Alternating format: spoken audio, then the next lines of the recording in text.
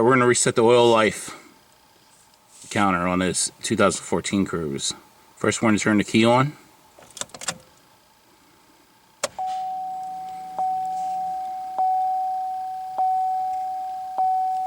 Then we're going to go over here on the turn signal switch. We're going to hit the menu button to options. Then we're going to hit the scroll down till we get to the oil life. There we have the oil life. Then we're going to go over here to where it says set clear. Push that button in.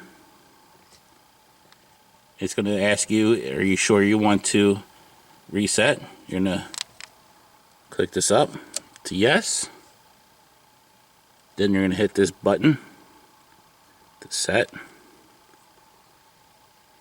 And there you go. 100%. Turn the key off.